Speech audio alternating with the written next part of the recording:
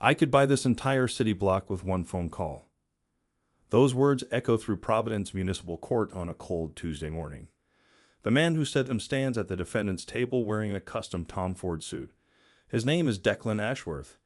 He's 23 years old. He made $847 million in cryptocurrency before he could legally rent a car. Judge Frank Caprio sits at the bench. His face shows no emotion, but his eyes are locked on Declan. Around the courtroom, 40 people sit in silence. They all heard what Declan just said. Nobody can believe it. This is going to be a morning nobody forgets. If you believe justice should be equal for everyone, you'll want to see what happens next. Let's go back to the beginning. Let's see how we got here. It's 9:15 in the morning. The courtroom smells like old wood and coffee.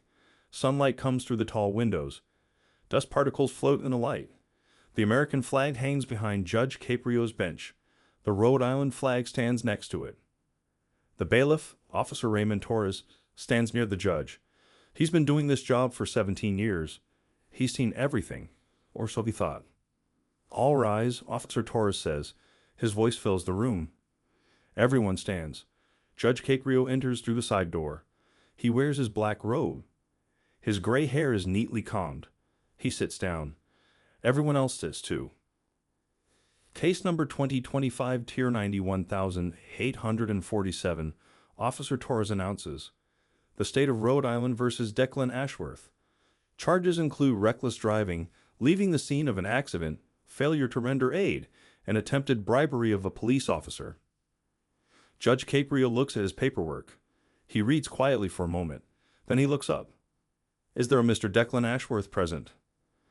From the back of the courtroom, a voice answers. Yeah, I'm here. No, yes, Your Honor. No respect in the tone.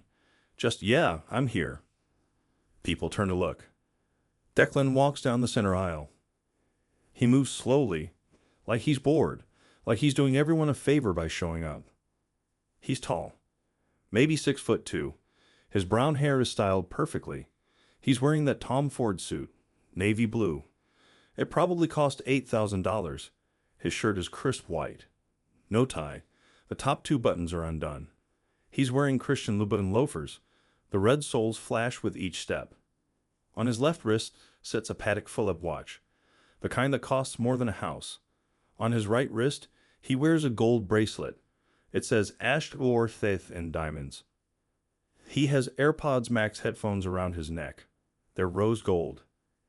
He's still wearing them in court. Declan reaches the defendant's table. He doesn't sit down. He stands there, one hand in his pocket, the other holding his iPhone 16 Pro Max, the newest one. He glances at the screen. Judge Caprio watches all of this. His expression doesn't change. Mr. Ashworth, please have a seat. Declan looks up. He seems surprised the judge is talking to him. He sits down, sort of. He leans back in the chair. His legs spread wide. He puts one arm over the back of the empty chair next to him. The phone stays in his other hand. Next to Declan sits his lawyer. Her name is Victoria Chen. She's 34 years old. She works for a big firm downtown. She's wearing a gray pantsuit. She looks uncomfortable. She leans toward Declan and whispers something. He doesn't look at her. He keeps looking at his phone. Judge Caprio clears his throat. Mr. Ashworth, I'd like you to put your phone away, please. Declan's thumb keeps scrolling. Just a second. I'm checking something. The courtroom goes quiet. People exchange glances. Did he just tell the judge to wait? Judge Caprio's voice stays calm. Mr. Ashworth, this is not a request. Put the phone away now. Declan sighs. A big dramatic sigh, like a teenager being told to clean his room. He puts the phone in his jacket pocket. Face up, the screen still glowing. Thank you, Judge Caprio says. Now, before we begin, I want to make sure you understand why you're here today. Do you understand the charges against you? Declan shrugs. I guess. You guess? Judge Caprio repeats. Mr. Ashworth, this is serious. You're facing multiple charges. I need to know that you understand them. Victoria Chen stands up quickly. Your Honor, my client understands the charges. We've reviewed them thoroughly. I'm asking your client, Miss Chen, not you. Judge Caprio looks back at Declan. Mr. Ashworth. Declan rolls his eyes, actually rolls his eyes, in court. Yeah, I understand. I hit some guy. He's fine. It's not a big deal. Murmurs ripple through the gallery. Judge Caprio holds up one hand. The murmurs stop. Some guy, Judge Caprio says slowly. Let's talk about some guy. Bailiff, please call our other party. Officer Torres walks to the courtroom doors. He opens them. A man enters. He's about 48 years old. His name is Robert Chen. No relation to the lawyer. Robert walks with a limp. His right leg drags slightly. He's wearing jeans and a flannel shirt. Both are clean but worn. His work boots have seen better days. His face shows deep lines, the kind you get from hard work and worry. Robert makes his way to the front. It takes him a while. The limp slows him down. Declan watches this. He looks annoyed, like Robert is wasting his time by being injured. Mr. Chen, thank you for being here. Judge Caprio says.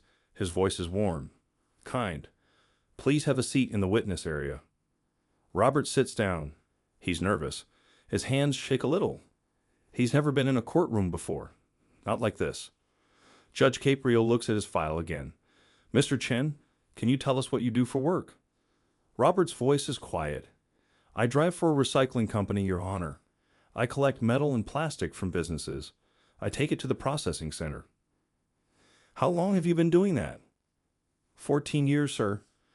And you live here in Providence? Yes, sir. Born and raised. Over on the south side. I live with my mother. She's 71. She has diabetes. I take care of her.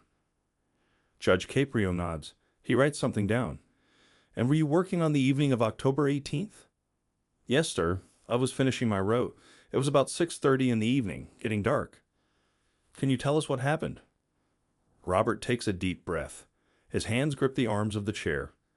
I was crossing Elmwood Avenue. At the intersection near St. Michael's Church. The walk signal was on. I checked both ways. I started crossing. I was about halfway across when I heard an engine. Really loud. I turned my head and saw headlights coming fast. Really fast. I tried to move, but... His voice breaks. He stops. Swallows hard. Take your time, Judge Caprio says gently. Robert continues. The car hit me. On my right side. I flew through the air. I landed on the pavement. My head hit the ground. Everything went blurry. I couldn't move my leg. I was lying there. I could taste blood in my mouth. In the gallery, people lean forward. They're listening to every word. Some people have tears in their eyes. I looked up, Robert says. The car had stopped. Maybe 30 feet away. I thought, okay, they're going to help me. They're going to call 911. But then the engine revved.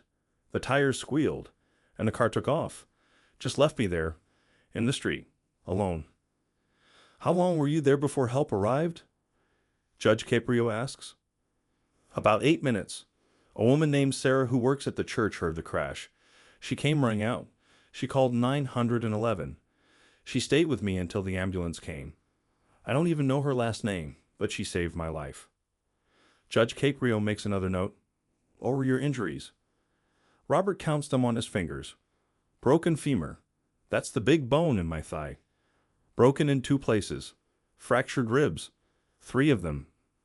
Concussion. Road rash all down my right side. I was in the hospital for 9 days. I had surgery on my leg. They put a metal rod in it. I still can't walk right. Maybe I never will. The doctors don't know yet. Are you able to work? Robert shakes his head. No, sir, not yet. I've been out for 4 weeks now. No paycheck. I've got savings, but they're running out. My mother needs her medicine. That costs $340 every month. We're behind on rent. The landlord says if we don't pay by December 1st, we're out. Do you have insurance? I have some, but there's a deductible. $8,000. I don't have that kind of money, so I'm paying what I can. $20 here, $50 there. The hospital keeps calling. Judge Caprio's face is serious. He looks at Declan. Mr. Ashworth, are you hearing this? Declan is looking at his lap, at his phone. He pulled it back out while Robert was talking. Mr. Ashworth, Judge Caprio's voice is sharp now. I asked you a question. Declan looks up. What? Yeah, I heard. Put that phone on my desk. Now. Declan laughs. Actually laughs. You can't take my phone. I absolutely can. And I will if you touch it one more time. Put it on the desk or give it to your attorney. Shoes. Victoria Chen reaches for the phone. Declan pulls it away from her. It's fine. Relax. He puts the phone in his pocket again, but his hand stays in his pocket, probably still touching it. Judge Caprio continues. Officer Torres, please call Officer Martinez to the stand. A police officer enters the courtroom. Her name is Maria Martinez. She's 29 years old. She's been a Providence police officer for 5 years. She's wearing her uniform. Her badge gleams under the lights. Officer Martinez takes the oath. She promises to tell the truth. Then she sits in the witness chair. Officer Martinez, were you the responding officer on October 18th? Judge Caprio asks. I was one of them, yes. My partner and I arrived at the scene at 6:43 p.m. We found Mr. Chen receiving treatment from paramedics. He was conscious, in a lot of pain. He was able to give us a description of the vehicle. What did he tell you? Officer Martinez reads from her notes. He said it was a sports car, bright blue, very loud exhaust. He said it had unusual doors that opened upward instead of outward. And what did you do with that information? We immediately put out a BOLO. That means be on the lookout. We sent the description to all units in the area. We also reviewed traffic cameras in the vicinity. What did those cameras show? Officer Martinez pulls out a tablet. Your Honor, may I show the video? Please do. The courtroom has a large screen on the wall. Officer Martinez connects her tablet. The screen lights up. Everyone can see. The video is grainy, black and white. It shows an intersection. Cars passing through. Then at timestamp 18:32:47, a bright shape streaks through the frame. Too fast to see clearly, but you can make out the shape. Low to the ground. Distinctive profile. That's the vehicle, Officer Martinez says. We enhanced the image. She presses a button. The image zooms in, gets clearer. You can see the license plate. Rhode Island plate. The numbers are visible. Gem C 432. We ran that plate, Officer Martinez continues. It came back registered to a 2024 Lamborghini Huracán STO. Owner listed as Declan Ashworth. Age 23. Address on Benefit Street. People in the courtroom turn to look at Declan. He's staring straight ahead. His jaw is tight. What happened next? Judge Caprio asks. We went to the address. It's a mansion, historic building, very expensive neighborhood. We arrived at 8:15 p.m. We knocked on the door. Mr. Ashworth answered. What was his condition? He appeared calm, clean, changed clothes. He was wearing sweatpants and a hoodie. But when we asked to see his vehicle, he became nervous. Did he let you see it? Eventually. We had to explain that we had probable cause. We could get a warrant if needed. He didn't want that, so he walked us around to the garage. Officer Martinez swipes to another image. It shows a blue Lamborghini. Absolutely beautiful car. Sleek lines. Aggressive stance. But the front end is damaged. The bumper is cracked. There's a dent in the hood. Paint is scraped off. And on the windshield, there's a small crack. That's from impact with Mr. Chen, Officer Martinez explains. We had forensics examine it. They found blood, hair, fabric from Mr. Chen's work uniform. The evidence was conclusive. This car hit Mr. Chen. What did Mr. Ashworth say when you showed him this damage? Officer Martinez hesitates. He said, and I quote, I must have hit a raccoon or something. Gasps echo through the courtroom. Someone in the back row says, oh my God, out loud. Judge Caprio's eyebrows rise. He said he hit a raccoon. Yes, Your Honor. Despite the fact that the impact point is 4.5 feet off the ground, and there's human blood on his car. Correct. Judge Caprio shakes his head slowly. He writes more notes. Continue, Officer Martinez. We placed Mr. Ashworth under arrest. We rid him his Miranda rights. We transported him to the station. That's when things got interesting. Interesting how? In the back of the patrol car, Mr. Ashworth made several statements. We record all transport audio. Would you like to hear it? Please. Officer Martinez presses play. The audio is clear. You can hear Declan's voice. Younger, cocky, annoyed. Declan's voice. Do you guys know who I am? Officer's voice. We know your name, sir. That's enough. Declan's voice. No, like, do you know who my family is? My dad literally funded half the buildings in this city. Officer's voice. That's nice, sir. Declan's voice. I'm serious.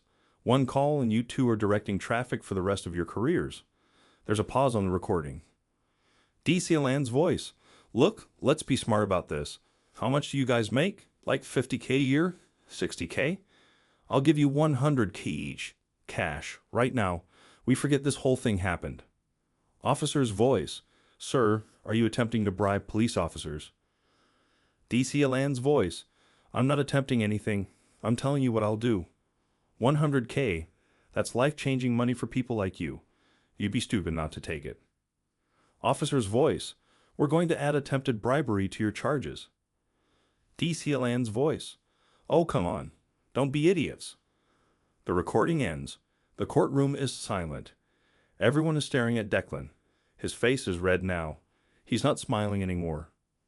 Judge Caprio looks at him for a long moment. People like you? He repeats quietly. That's what you said. People like you. Declan doesn't respond. Officer Martinez, what happened at the station? We booked him. Took his fingerprints, his photo, put him in a holding cell. His lawyer arrived within 30 minutes. He posted bail within an hour. $50,000 in cash. He walked out. And between the time of his arrest and now, has there been any contact from outside parties? Officer Martinez nods. Yes, Your Honor. The department received 17 phone calls. 3 from lawyers at major firms, 2 from city council members, 1 from a state representative. Multiple calls from people claiming to be family friends, all of them asking about the case. Some suggesting the charges were excessive. Others implying that Mr. Ashworth's family is very important to the city. Judge Caprio writes this down carefully. 17 calls. Interesting. He looks at Declan. Mr. Ashworth, did you arrange for these calls to be made? Victoria Chen stands. Your Honor, my client doesn't have to answer that. You're right. He doesn't. Judge Caprio looks back at Officer Martinez. Thank you, officer. You may step down. Officer Martinez returns to her seat in the back. Judge Caprio picks up another document. I also have here the emergency room report from Rhode Island Hospital. Mr. Chen's treatment cost $47,000. Surgery, medications, 9 days of care. Plus he'll need physical therapy, probably for months, maybe years. The total cost could reach $150,000. He looks at Robert. Mr. Chen, has Mr. Ashworth or anyone representing him reached out to you about covering these costs? Robert shakes his head. No, sir. Nobody's called me. Nobody's visited. Nothing. Have you tried to contact Mr. Ashworth? I tried. I called the number the police gave me. Some woman answered. She said she was his assistant. I explained who I was. I told her about my medical bills. She said Mr. Ashworth doesn't take calls from strangers. Then she hung up. Declan shifts in his seat. He whispers something to Victoria. She shakes her head at him, clearly saying don't. Judge Caprio sets the paper down. Mr. Ashworth, would you like to stand and address the court? Declan stands up slowly. He straightens his jacket, adjusts his watch. Sure. Do you have anything to say about what we've heard today? Declan looks at Robert, then at the judge. Look, I'm sorry the guy got hurt. That sucks. But accidents happen. I was driving. There was a person. We collided. It wasn't on purpose. I don't see why this has to be such a huge deal. Murmurs in the gallery again. Judge Caprio silences them with a look. You left the scene. Judge Caprio says, you drove away while Mr. Chen was lying in the street bleeding. I panicked. People panic. Have you never panicked? Did you know you hit a person? Declan hesitates. I mean, I knew I hit something.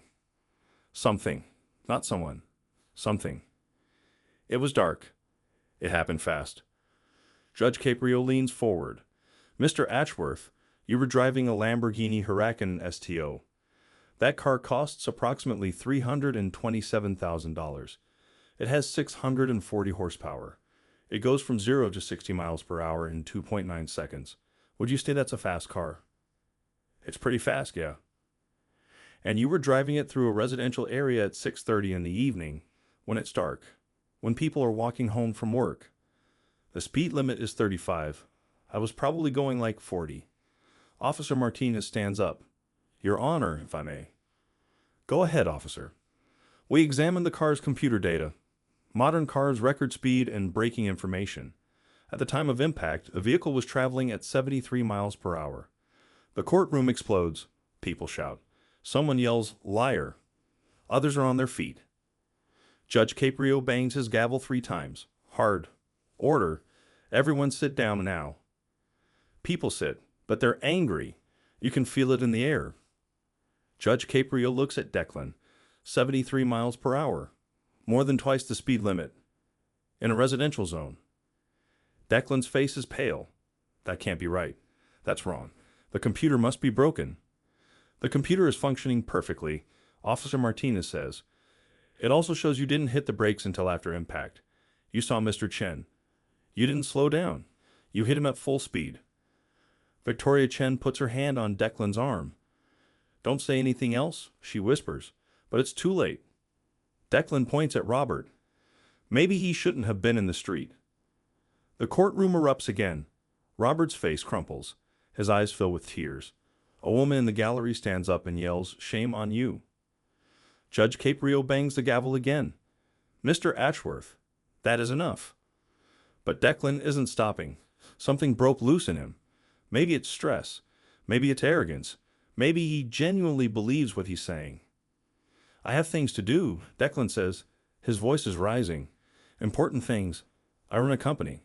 I have employees. People depend on me. And I'm stuck here in this courtroom because some guy wasn't watching where he was walking. The walk signal was green, Judge Caprio says quietly. I don't care. Do you know how much money I make in an hour? Do you know who I am?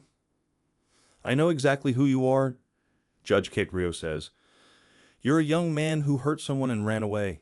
You're a person who tried to bribe police officers. You're someone who thinks money makes you special. Declan laughs. It's a bitter sound. Money does make me special. That's reality. You want to know how much I'm worth? $847 million. That's not my family's money. That's mine. I earned it. I'm 23, and I have more money than everyone in this courtroom combined will make in their entire lives. Victoria Chen has her head in her hands. She knows this is bad, really bad. Judge Caprio remains calm. And that matters why? Because it means I'm smart. It means I'm important. It means my time is valuable. More valuable than Mr. Chen's time. Yeah, actually. Yes. The courtroom gasps. Even Victoria looks shocked. Judge Caprio's voice drops low. Explain that to me. Declan is on a roll now. He can't stop himself. I create things. I build things. I employ 47 people.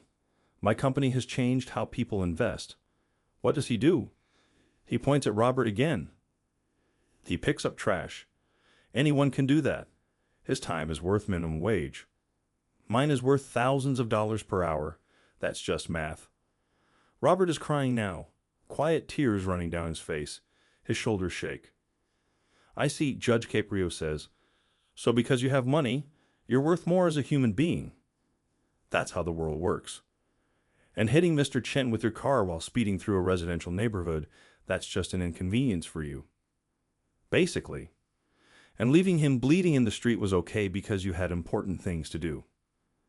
Declan shrugs. I mean, someone else helped him. It worked out. Judge Caprio takes off his glasses. He cleans them slowly with a cloth. The entire courtroom waits. Nobody moves. Nobody breathes. He puts his glasses back on. He looks at Declan for 10 full seconds. Then he speaks. Can we speed this up? I have a yacht reservation. Wait, that's not Judge Caprio speaking. That's a quote from earlier, from Declan. Judge Caprio continues. That's what you said when you first sat down. Before we even began, you said, can we speed this up? I have a yacht reservation. Declan's confidence wavers. Yeah, I have plans. Plans are important, I understand, but let me tell you about Mr. Chen's plans. Judge Caprio picks up more papers. Robert Chen, 48 years old. He wakes up every morning at 4:30 a.m. He makes breakfast for his mother. He gives her her insulin shot. He makes sure she takes all 7 of her medications. Then he leaves for work at 5:45 a.m. He drives a 2009 Toyota Camry with 247,000 miles on it. The check engine light is on. Has been for 2 years. He can't afford to fix it. He works from 6:30 a.m. to 4:30 p.m. 10 hours, driving all over the city, lifting heavy bags of metal and plastic. His back hurts. Always hurts. He takes ibuprofen, but it barely helps. Real pain medication costs too much. He eats lunch in his truck. Usually a sandwich he made the night before. Turkey and cheese. Same thing every day because it's cheap. After work, he stops at the grocery store. He buys his mother's favorite yogurt, the kind with fruit on the bottom. It costs 89 cents more than the plain kind, but she likes it. So he buys it, even though he's trying to save money. He gets home at 5:30 p.m. He makes dinner, usually something simple. Chicken and rice, pasta with sauce, things that can stretch for multiple meals. After dinner, he helps his mother into bed. She can't walk well anymore. The diabetes has damaged her nerves. He has to support her weight. All of it. His back screams, but he doesn't complain. Then Mr. Ashworth. Then he sits down at the kitchen table with a pile of bills. Hospital bills from when his mother had a stroke last year. Electric bills. Water bills. Rent. Car insurance. He adds them up. He subtracts them from what's in his checking account. Usually there's not enough. So he decides which bill to pay and which one to pay late. Which company will give him more time? Which one will cut him off first? That's his plan. Every single day. And he does it without complaining. He does it with love. He does it because that's what you do for family. Judge Caprio pauses. The courtroom is silent. And on October 18th, his plan included walking home from work, taking his usual route, crossing at the crosswalk, with the signal, following all the rules, and you changed his plan. You hit him with a car that costs more than he'll earn in 8 years. You broke his body. You destroyed his ability to work. You left him in the street like garbage. Declan is staring at the floor now. His hands are shaking. And now, Judge Caprio continues, now he's going to lose his apartment. His mother is going to lose her home. Because he can't work. Because his leg is held together with a metal rod. Because you were driving 73 miles per hour in a 35 mile per hour zone. Because your yacht reservation was more important than his life. The silence is heavy, thick. You could cut it with a knife. Then Declan speaks. His voice is quiet. My dad can fix this. He'll pay for everything. The medical bills, the rent, whatever. Your dad, Judge Caprio repeats. Not you, your dad. Yeah, he has money. More than I do. They'll pay. And you think that makes it okay? It helps. Judge Caprio shakes his head slowly. Mr. Ashworth, let me ask you something. Have you ever gone hungry? What? Have you ever been hungry and had no food? No. Have you ever been scared you might lose your home? No. Have you ever had to choose between buying medicine and paying rent? No. Have you ever worked a job that hurt your body? No. Have you ever cared for someone who needed you every single day without a break? No. Then you don't understand. You don't understand what Robert Chen's life is like. You don't understand what most people's lives are like. You live in a bubble. A very expensive bubble. And inside that bubble, you think you're special. You think you matter more. But you're wrong. Declan looks up. Tears are forming in his eyes. I'm not a bad person. I didn't say you were, but you did a bad thing. You did many bad things. And now there are consequences. What kind of consequences? Judge Caprio opens a folder. He reads for a moment. Then he looks up. Mr. Ashworth, please stand for sentencing. Declan stands. His legs are shaky. Victoria Chen stands next to him. She puts her hand on his shoulder. You have been charged with reckless driving, leaving the scene of an accident, failure to render aid, and attempted bribery of a police officer. How do you plead? Victoria starts to speak, but Declan interrupts. Guilty. I plead guilty. Victoria looks surprised. Declan, we should discuss. No, it's fine. I did it. I plead guilty. Judge Caprio nods. Very well. The court accepts your guilty plea. Now let's discuss your sentence. Declan's breathing is fast, shallow. He's scared. For the first time today, he's genuinely scared. For the charge of reckless driving resulting in serious bodily injury, I sentence you to a fine of $15,750. Declan nods. That's nothing to him. Pocket change. For leaving the scene of an accident, I'm suspending your driver's license for 120 days. 4 months. You will not drive any vehicle during this time. If you do, you'll be arrested immediately. Declan's face falls. I can't drive for 4 months? Correct. You showed an extreme disregard for traffic laws and human life. You don't deserve the privilege of driving. But how will I get around? The same way Mr. Chen does. The bus. Your feet. Ask a friend for a ride. Figure it out. Someone in the gallery laughs. Declan hears it.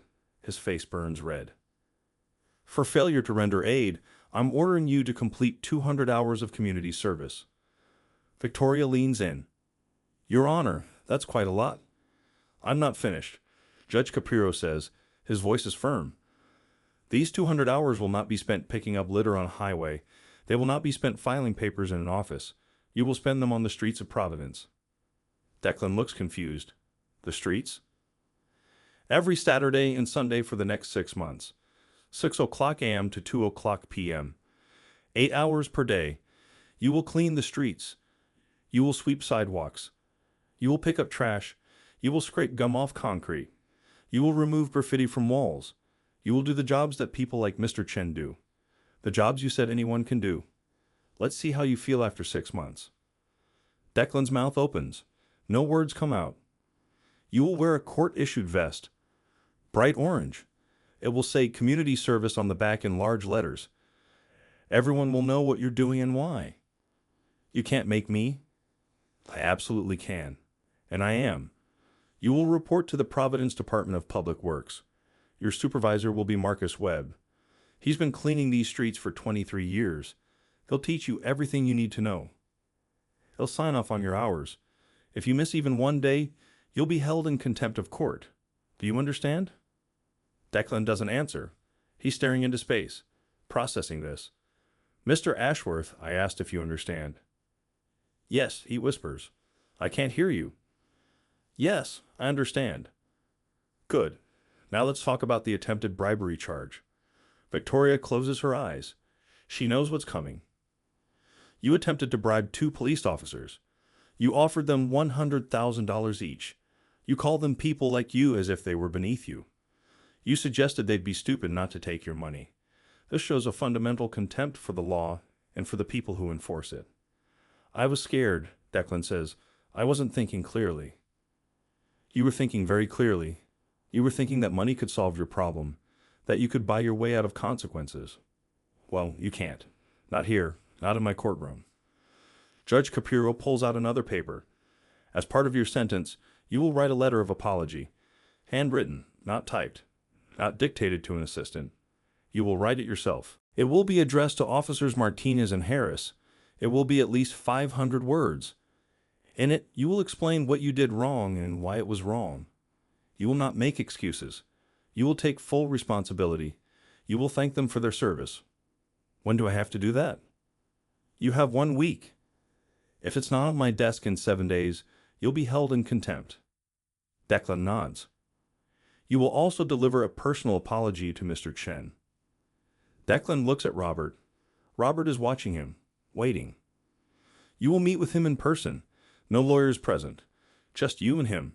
You will apologize for hitting him with your car, for leaving him the street, for trying to bribe the police instead of checking if he was alive, for saying his time is worth less than yours. You will apologize for all of it. When? After you complete your first month of community service, when you understand, even a little bit, what hard work means. And if he doesn't want to meet with me? Judge Caprio looks at Robert. Mr. Chen, would you be willing to meet with Mr. Ashworth after he completes 1 month of service? Robert is quiet for a long moment. Everyone waits. Finally, he nods. Yes, I'll meet with him. Thank you, Judge Caprio says. Your grace is remarkable. He turns back to Declan. Additionally, you will pay all of Mr. Chen's medical expenses. Every cent. Hospital bills, surgery, physical therapy, medications, lost wages, all of it. Your insurance will cover what it can. You'll pay the rest out of pocket. How much will that be? I don't know. Neither do you, but you'll pay it. Every last dollar, and you'll do it without complaint. Declan swallows hard. Okay. You'll also pay for his rent for 6 months, so he doesn't lose his home while he's recovering. 6 months of rent? Yes, I'm guessing that's about $1,200 per month, so $7,200 total. That's nothing to you, right? You said you make more than that in a day. Declan doesn't answer. And you'll cover his mother's medical expenses for 6 months, her medications, her doctor visits, all of it. How am I supposed to know what that costs? You'll figure it out. You're smart, remember? You made $847 million. I'm sure you can handle some basic accounting. For the first time, Declan looks like he might cry. Real tears. Not angry tears, sad ones. Judge Caprio isn't done. You'll also attend a victim impact panel. Once a month for 6 months. This is a program where people who have been hurt by reckless drivers tell their stories. You'll sit and listen. You'll hear about families destroyed, children killed, lives ruined, and you'll think about Mr. Chen lying in the street. I have to listen to people talk for 6 months. You have to learn empathy. Yes.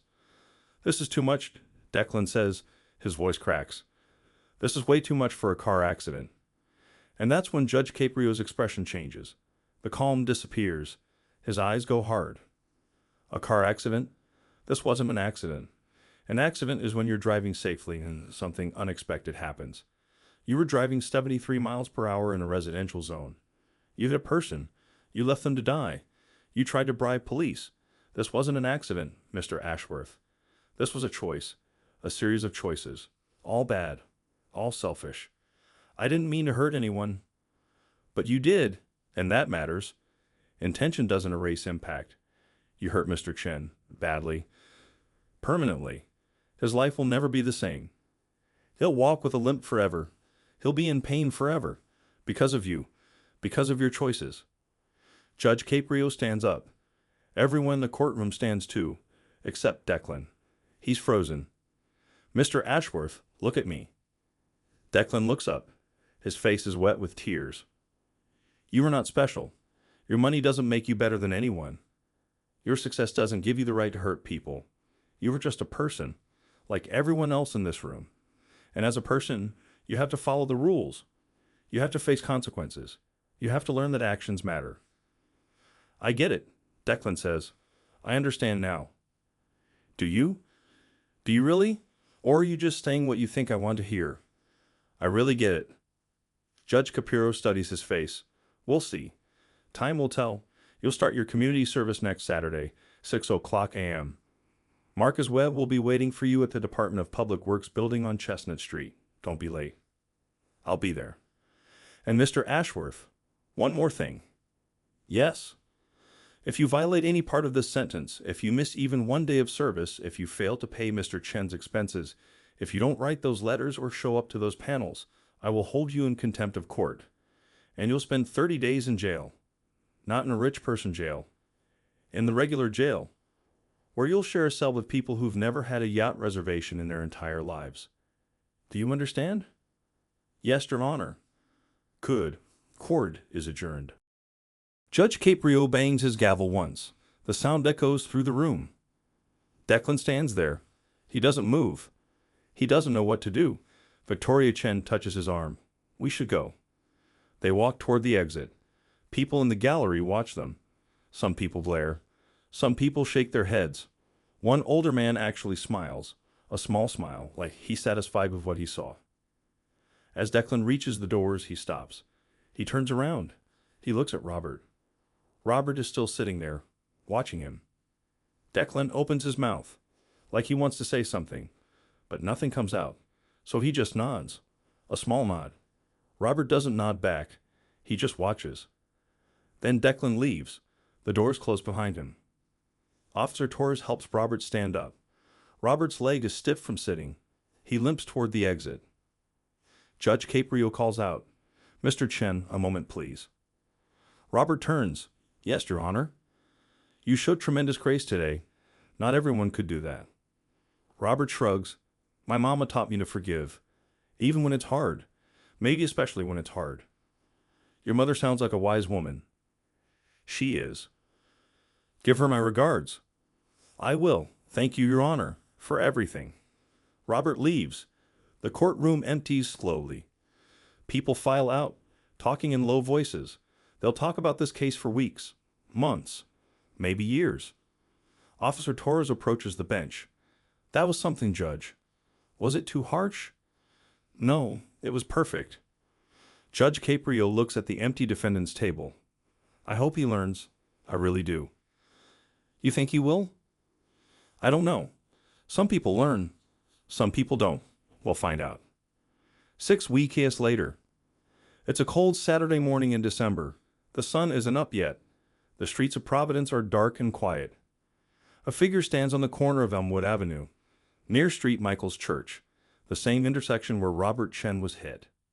It's Declan Ashworth. He looks different. His hair isn't styled. It's messy. He's wearing old jeans, a hoodie, work boots, and that bright orange vest.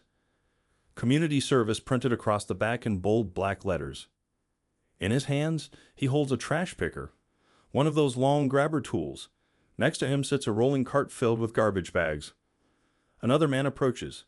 He's in his 50s, stocky build, kind eyes. This is Marcus Webb, the supervisor Judge Caprio mentioned. "You're here early," Marcus says. "I didn't want to be late." "Good. Shows respect." Marcus hands Declan a pair of thick gloves. "You'll need these. People throw away some nasty stuff." Declan puts on the gloves. They're too big, but he doesn't complain. "We're doing this whole block today," Marcus explains. "Every sidewalk, every gutter, every alley. By the time we're done, it should be spotless." "Okay. You ever done work like this before?" "No." "Figured." Marcus starts walking. Declan follows. It's not complicated. You see trash, you pick it up. You see dirt, you sweep it. You see something broken, you fix it or report it. Simple. They start working. The sun comes up slowly. Light spreads across the city. Declan picks up trash, cigarette butts, fast food wrappers, broken glass, a shoe with no laces, an empty vodka bottle, receipts, newspapers, plastic bags caught in tree branches. His back starts hurting after an hour. His hands are sore despite the gloves. The trash picker is just heavier than it looks. "This is harder than I thought," he admits. Marcus laughs. "Most things are. People think manual labor is easy. It's not. It requires strength, endurance, patience." "How long have you been doing this?" 23 years. "Why?" Marcus stops working. He looks at Declan. "Because someone has to. Because I like my city clean. Because when people wake up and see clean streets, their day starts better. Small thing, but it matters." They keep working. Around 9 o'clock a.m., people start appearing, walking to coffee shops, taking their dogs out. A woman with a stroller passes by. She sees Declan's vest. She sees what he's doing. She doesn't say anything, but she makes eye contact, and she nods just once. Declan nods back. A few hours later, they take a break. Marcus pulls out a thermos of coffee. He pours 2 cups, hands one to Declan. "You're doing good," Marcus says. "I'm just picking up trash."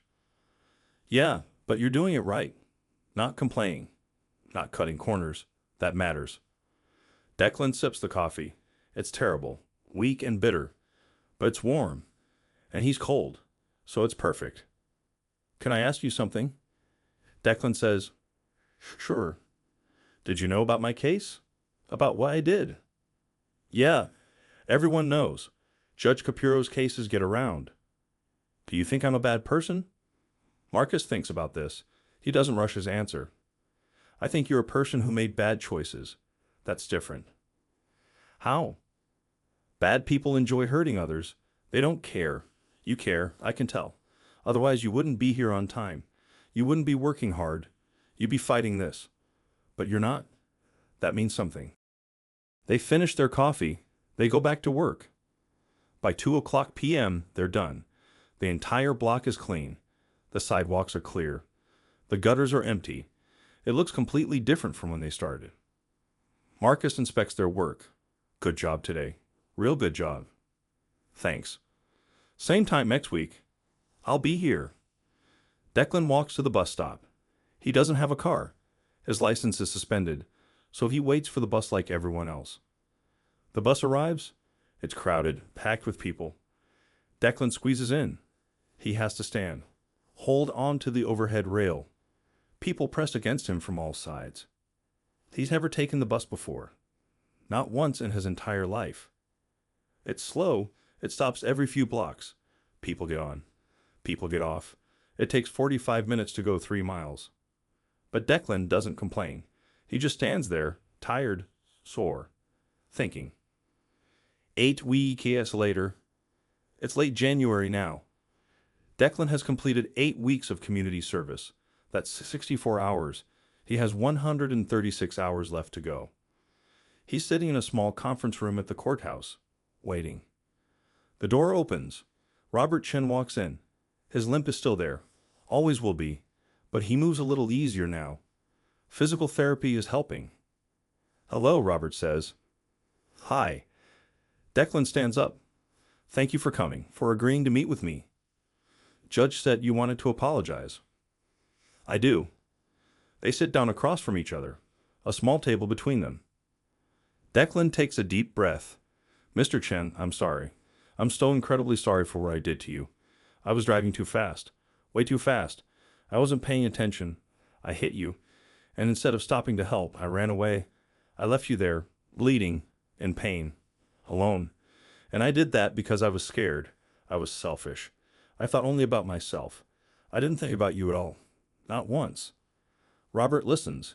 His face shows no emotion. Declan continues. I said terrible things in court. I said your time was worth less than mine. That was wrong. So wrong. Your time is valuable. Your life is valuable. You're important. You matter. You matter just as much as anyone. More than me in a lot of ways. Why more? Robert asks. Because you take care of your mother. Because you work hard every day. Because you didn't get lucky like I did. I got lucky. I had money already. I had opportunities. I had help. And I used all of that to make more money. But I never had to struggle. I never had to worry about rent or food or medicine. I never had to sacrifice anything. Declan's voice breaks. And then I hurt you. I took away your ability to work. I took away your income. I almost took away your home. I did that to you, and I'm so sorry. I'm so sorry. Tears run down his face now. Real tears. Not performed. Not fake. Genuine. I've spent the last 8 weeks cleaning streets, he says. Every Saturday and Sunday. 6:00 a.m. to 2:00 p.m. It's hard work. Really hard. My back hurts. My hands have blisters. I'm exhausted by the end of each day, and I'm only doing 16 hours a week. You were doing this kind of work 50 hours a week. For 14 years, and I called it easy. I said anyone could do it. I was so wrong. It's not easy. It requires strength and dedication and pride in your work. Robert's expression softened slightly. I'm not asking you to forgive me, Declan says. I don't deserve that. I just wanted you to know that I understand now. I understand that I hurt you. I understand that money doesn't make me better than you. I understand that I was living in a bubble, and that bubble burst. I'm different now, or I'm trying to be. Silence fills the room. Finally, Robert speaks. My mama always says that everyone makes mistakes. What matters is what you do after. What am I supposed to do? Keep learning. Keep working. Keep trying to be better. That's all anyone can do. I'm paying all your medical bills, Declan says. All of them. And your rent. And your mama's medicine. The checks have been going out every week. Have you been getting them? Robert nods. Yes, thank you for that. It's kept us in our home. Good, I'm glad. Declan wipes his eyes. I also want to set up something else. A fund for you. So when I'm done paying for 6 months, you're not back in the same situation.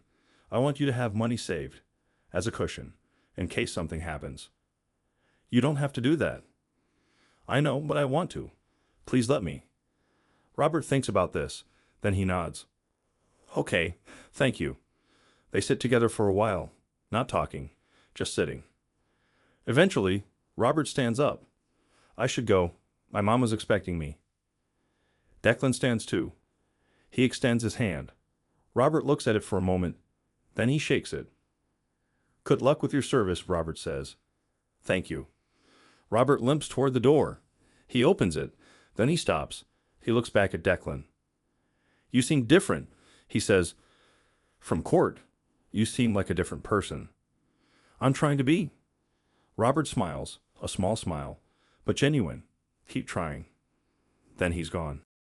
Declan sits back down. He puts his head in his hands, and he cries, long and hard, releasing something that's been building inside him for weeks. 4 months later. Spring has arrived in Providence. The trees are budding. Flowers are blooming. The air is warmer. Declan stands in front of Judge Caprio again, but this time it's different.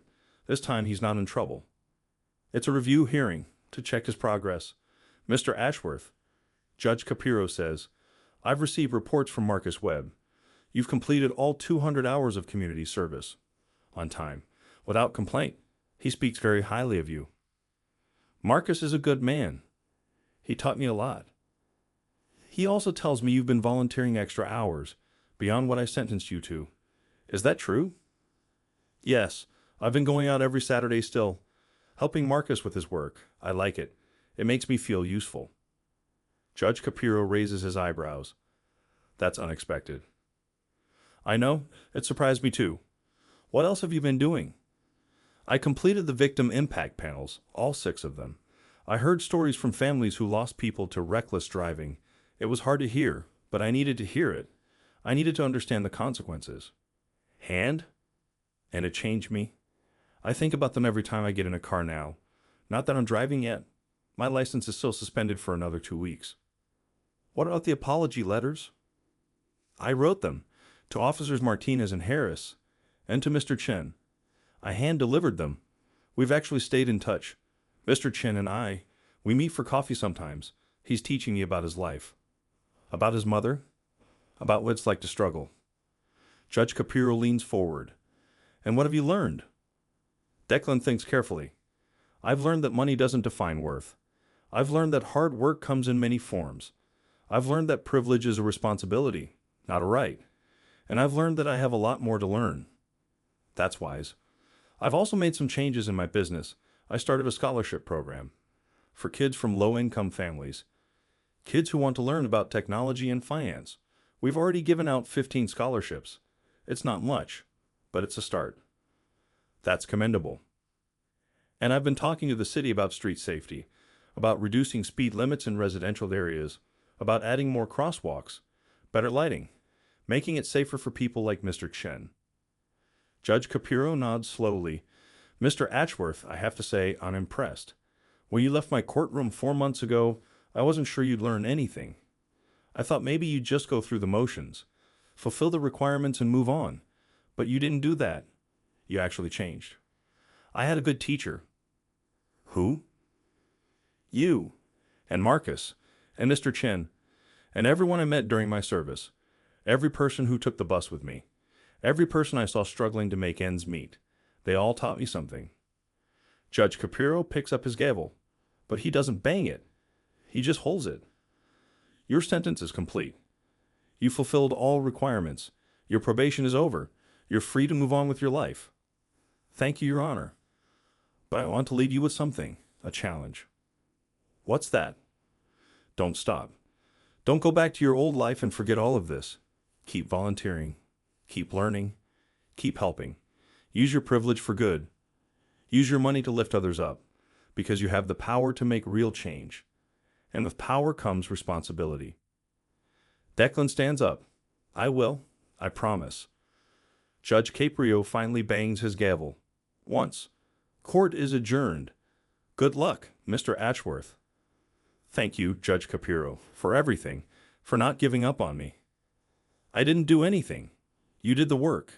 You made the change. Be proud of that. Declan leaves the courtroom, but he doesn't leave alone. Robert Chen is waiting for him outside. How'd it go? Robert asks. Good, really good. I'm officially done. Congratulations. Thanks. Hey, you want to grab lunch? Sure. Where? There's a diner down the street. Nothing fancy. Just good food, my treat. They walk together. Declan and Robert, two men who started as enemies, who became something else. Not quite friends, but not strangers either, something in between. They eat burgers and fries. They talk about life, about work, about family, about what matters. And when the check comes, Declan pays, but he doesn't make a big deal about it. He doesn't mention his money or his success. He just pays, like anyone would do for a friend. 6 months later. It's October now, almost a year since the accident. Declan is driving again. His license was reinstated, but he drives differently now. Slower, more carefully. He follows every rule. He stops at every crosswalk. He waits for every pedestrian. He still volunteers with Marcus every Saturday. They've become friends, real friends. They go to baseball games together. They grab dinner after work. Marcus's family has Declan over for holidays. The scholarship program has grown. They've given out 127 scholarships now. Kids from all over Providence. Kids who never thought they'd go to college. Now they will. Declan also started a safety initiative, working with the city to improve street conditions. They've added 50 new crosswalks, installed better lighting, reduced speed limits in residential zones. Traffic accidents in those areas have dropped by 34%. Robert is back at work now. His leg still hurts, probably always will, but he can do his job again. He can support his mother. The fun Declan setup gives him security. For the first time in his life, he's not worried about money, not constantly anyway. And on this October evening, exactly 1 year after the accident, Declan stands at the intersection of Elmwood Avenue, near St. Michael's Church. Robert is there too, standing next to him. They're unveiling something, a small memorial, not for anyone who died, but for what happened here, a reminder. The memorial is a stone marker. It says, October 18, 2024. Let this place remind us that every action has consequences. Drive carefully. Walk carefully. Care for each other. A small crowd is gathered. Marcus Webb is there. Judge Caprio is there. Officers Martinez and Harris. People from the neighborhood. People who use this intersection every day. Declan speaks to the crowd. A year ago, I made terrible choices at this spot. I was driving too fast. I hit Robert Chen. I almost killed him. And then I ran away. I was selfish, arrogant, careless. I thought I was special. I thought I was above consequences. I was wrong, so wrong. And I hurt a good man because of it. Robert didn't deserve what happened to him. He still carries the scars. He always will. But something unexpected happened. Through facing consequences, through doing hard work, through learning from people like Marcus and Robert and Judge Caprio, I changed. I became better. Not perfect. Not even close. But better. This marker isn't about me. It's about remembering that our choices matter. That we share these streets with each other. That we're responsible for each other's safety. That money and status and success don't make us special. What makes us special is how we treat each other. How we care for each other. So when you cross this intersection, remember that. Drive carefully. Walk carefully. Look out for each other. Because everyone matters. Everyone has value. Everyone deserves to make it home safely. He steps back. Robert steps forward. A year ago, I was lying right there, Robert says. He points to the pavement. Bleeding. Scared. In the worst pain of my life. Thinking I might die. And I was angry. So angry. At the person who hit me. At the person who left me there. But anger doesn't heal anything. My mama taught me that. She taught me about forgiveness. About grace. About second chances. Declan could have paid his fines and done his service and moved on. forgotten about me. But he didn't. He kept showing up. He kept trying. He kept learning. And he became someone different. Someone better. We're friends now. I never would have imagined that a year ago, but we are. And I'm grateful for that. I'm grateful that something good came from something terrible. So this marker is also about hope, about the possibility of change, about the power of consequences and learning and growth. We can all be better. We can all change, if we're willing to do the work. People applaud. Not loud, not dramatic, just respectful applause. Judge Caprio approaches the marker. He places his hand on it. This city has many memorials. Most of them commemorate tragedy, death, loss. But this one is different. This one commemorates transformation, learning, growth. I'm proud to be part of it. The ceremony ends. People disperse slowly. They stop to look at the marker. They take pictures. They read the words. Declan and Robert stand together, watching the sunset. Thank you, Declan says. For what? For giving me a chance. For not hating me. For teaching me. Robert shrugs. We're all just people, trying to do our best. You made mistakes, but you fixed them. That's all anyone can ask. They stand there for a while longer. Two men, connected by tragedy, united by growth. And somewhere above them, Judge Frank Caprio watches from the courthouse window. He sees them standing together, and he smiles. Justice was served, not just punishment, not just revenge, but real justice, the kind that heals, the kind that changes people, the kind that makes the world a little bit better. That's the kind of justice that matters. Closing. Money can buy many things. It can buy cars and clothes and houses and experiences. It can buy comfort and convenience and luxury. But money cannot buy back time. It cannot undo harm. It cannot erase mistakes. It cannot purchase respect. It cannot force forgiveness. And in Judge Frank Caprio's courtroom, money definitely cannot buy justice, because real justice isn't about letting rich people pay their way out of consequences. Real justice is about holding everyone accountable, rich or poor, famous or unknown, powerful or powerless. Real justice is about teaching people that their choices matter, that other people matter, that we're all connected, that we're all responsible for each other. Declan Ashworth learned that lesson, the hard way, through 200 hours of cleaning streets, through facing his victim, through hearing stories of people he'd hurt, through losing his privilege temporarily and experiencing life like most people live it. He learned that he wasn't special just because he had money. He learned that every person has value. He learned that hard work is honorable no matter what form it takes. He learned that empathy is more valuable than wealth.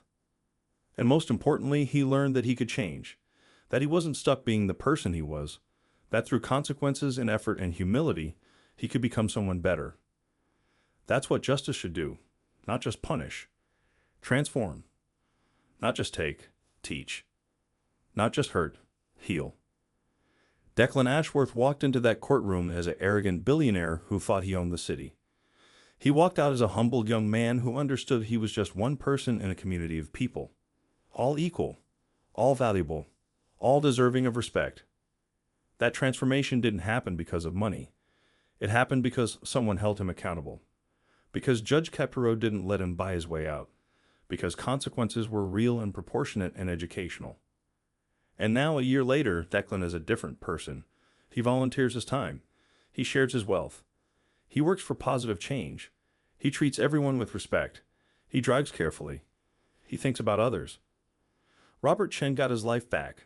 Not the same life. His leg will always hurt. He'll always walk with a limp. But he has security now. He has friendship. He has peace. He has proof that justice exists. And in Providence, Rhode Island, traffic accidents in residential zones have dropped. Streets are cleaner. Kids are getting scholarships. Crosswalks are safer. One terrible moment led to dozens of positive changes. That's the power of real justice. That's what happens when consequences are about growth instead of just punishment. So the next time you're behind the wheel, think about this story. Think about Declan and Robert. Think about that intersection. Think about the fact that your choices affect other people, real people, with families and dreams and struggles and value. Drive like everyone on the street matters, because they do. Walk like your life is valuable, because it is. Treat everyone with respect, because we're all just people, trying to get home safely, trying to take care of our families, trying to make it through another day. And remember that justice isn't about having money or power or connections. Justice is about truth, about accountability, about consequences, about learning, about change. In Judge Frank Caprio's courtroom, everyone gets the same justice, rich or poor, and that's exactly how it should be.